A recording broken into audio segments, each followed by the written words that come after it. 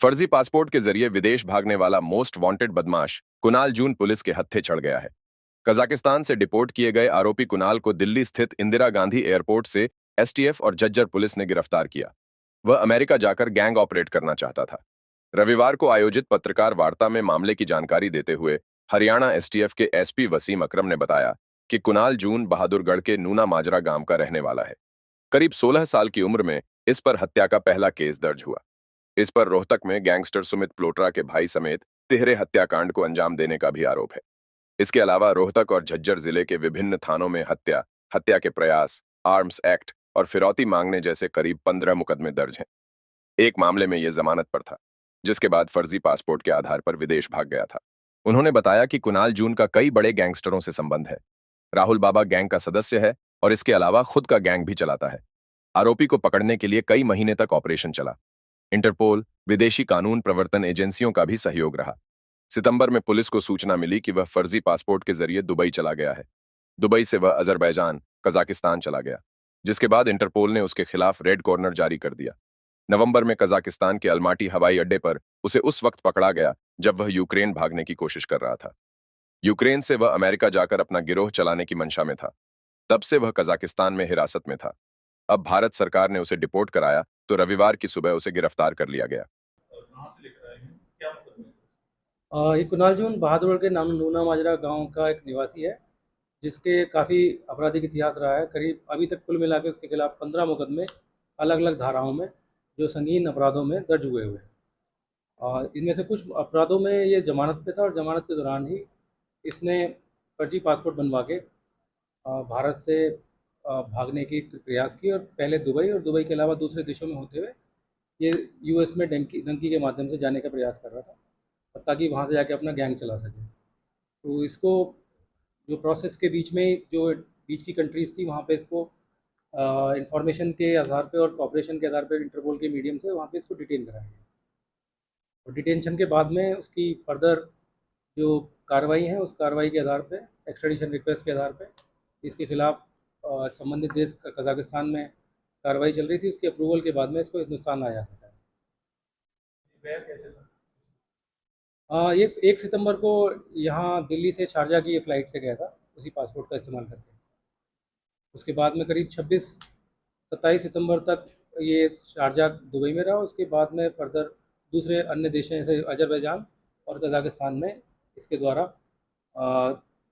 कुछ समय बिताया गया था। और ये कजाकिस्तान में अरेस्ट होने से पहले इसका इरादा आगे यूक्रेन जाने का था और यूक्रेन के बाद आगे फर्दर यूएसए के लिए डंकी रूट से जाने का। कौन कौन से बड़े मामले थे? इनके मुख्य मामलों में आप जैसे देखें तो एक रोहतक में अभी ट्रिपल मर्डर हुआ था 20 सितंबर को। उस ट्रिपल मर्डर में इसके द्वारा खुद क्लेम भी किया गया था, बाकी लोग के सारे में। उस ट्रिपल मर्डर में जो दूसरे विरोधी ग्रुप था सुमित प्लोट्रा, उसके 3 लोगों की मृत्यु हुई थी और राहुल बाबा गैंग का उसमें ना हाथ सामने आया था। तो राहुल बाबा का निकट संबंध सहयोगी है, उसका साथी है, उसके गैंग के साथ काम करता है। इसके अलावा इसने एक बहादुरगढ़ में भी एक आदमी को गोली चला के धमकी देने की एक घटना और अपराध दर्ज हुआ था, उसकी तफ्तीश की गई है। उसमें इसका रोल और भूमिका जो है संदिग्ध है, जिसके बारे में हम लोग अभी आज गिरफ्तारी डाल के रिमांड लेके उसके बारे में पूछताछ करेंगे। पूछताछ करने के बाद में इसमें स्थिति और साफ हो जाएगी। रोहित भी मानता है, रोहित भी मानता है। ये अभी पूछताछ की, क्योंकि 1 साल से करीब इसका डिटेंशन का पीरियड बाहर है, तो इस बीच में क्या इसने फ़ोन किए हैं नहीं किए हैं, क्योंकि वहाँ इवन डिटेंशन के दौरान क्या इसको जेल के अंदर मोबाइल की सुविधा थी या नहीं थी, ये चीज़ अब पूछताछ के दौरान चेक की जाएगी। पहले कौन सी? एक बहादुरगढ़ के ही एक मुकदमे में ये एक्सटॉर्शन के मुकदमे में पहले गिरफ्तार हुआ है और इसके अलावा आर्म्स एक्ट के कई सारे मुकदमे हैं और इवन प्रिजन के रहने के दौरान मोबाइल का इस्तेमाल का मुकदमा भी इसके खिलाफ दर्ज हुआ था। कोई नाम वगैरह इसका? इनाम का भी मुझे कोई इस तरह की सूचना नहीं है, मगर इसकी गिरफ्तारी के लिए एसटीएफ की तरफ से, बहादुरगढ़ पुलिस, झज्जर की पुलिस की तरफ से डिफरेंट एजेंसीज़ और ख़ासतौर पे इंटरपोल चैनल्स और जो एक्सट्रेडिशन के अलग अलग चैनल्स हैं, उनका पूरी तरह से इस्तेमाल किया गया। लगातार कोऑर्डिनेशन में, मेहनत से, डॉक्यूमेंटेशन से इसकी बाहर इंडिया लाने के लिए जो प्रयास किए जा रहे थे, जाहिर किए जा रहे थे, वो वाकई बहुत तेज़ स्पीड से और गंभीरता से किए जा रहे थे। तो इसकी वजह से ये संभव हो सका है कि इतने कम समय में एक अपराधी जो कि विदेश में जाके शरण प्राप्त करने की कोशिश कर रहा था, उसको यहाँ लाया जा सका। सर, क्राइम में आने से पहले ये लड़का इसकी एजुकेशनल जो है वो तो करीब आई थिंक ये 12th पास है, मगर लोकल काम में आसपास इसके पिताजी का भी कुछ संदिग्ध गतिविधियों के बारे में परिवार के, वो हमारे संज्ञान में इसकी गिरफ्तारी के बाद में आई थी, इसके बारे में हम लोग जांच कर रहे हैं। और बहादुरगढ़ और रोहतक के जो आसपास के इलाके के अपराधी हैं, उन अपराधियों से इसका पुराना संपर्क रहा है। तो क्या कार्रवाई की जाएगी? आज इनको अदालत में अभी पेश किया गया। पेश करने के बाद में इसको रिमांड पे लिया जाएगा, और रिमांड पे लेने के बाद में जो इसके बकाया केस हैं, जैसे 2 केस का नाम मैंने लिया है अभी खास तौर पे, इन केस में इसकी गिरफ्तारी और गिरफ्तारी के बाद में उससे संबंधित पूछताछ की जाएगी।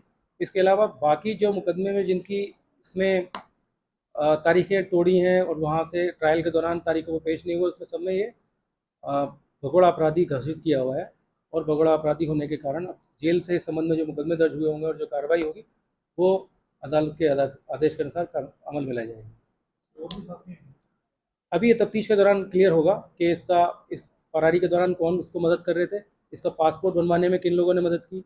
एक मुकदमा इसके फर्जी पासपोर्ट के संबंध में एसटीएफ बहादुरगढ़ उसकी तफ्तीश कर रही है, और उसके संबंध में हमने कुछ लोगों की गिरफ्तारी की है, मगर उसमें फर्जी दस्तावेज किसने बनाए थे और कागज़ किसने बनाए थे, इसके संबंध में अभी तफ्तीश इसकी गहन जांच की जाएगी, इसकी मौजूदगी में, इसकी इंटरोगेशन के द्वारा।